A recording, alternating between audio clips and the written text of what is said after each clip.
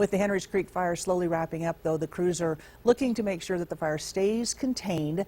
That means they have to have a pretty good idea on what Mother Nature is doing every day, specifically the weather, and what it's going to do over the next few days. And that's why each incident team, including the one at Henry's Creek Fire, has their own meteorologist and a fire behavioral analyst with them. Local News 8's Chris Nessman is live with us now. Chris, you do the weather for us on the weekends, yes, and you're going to school to get your meteorological degree. So what could those guys teach you?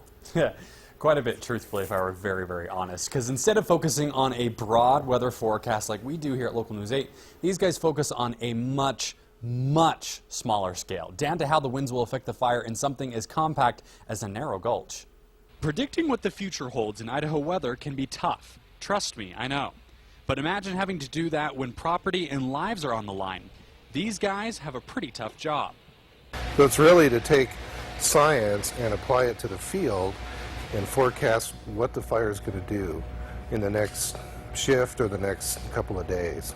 Getting that forecast down to a science requires a lot of math, field experience, and getting out there.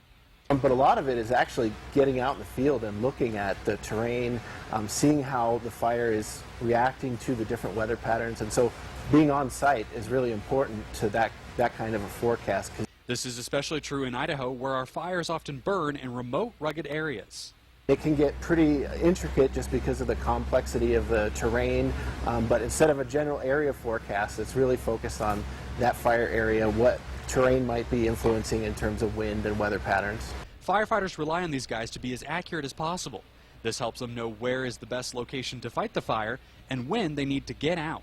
First and foremost, it's about safety. We don't want to get firefighters at the head of the fire.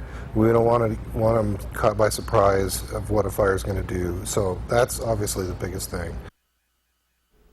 Now, obviously, these guys plus the firefighters have done a pretty good job, as the Henry's Creek fire is no longer considered a serious threat by the incident command team. Reporting live in studio, I'm Chris Nessman. All right, thank you, Chris.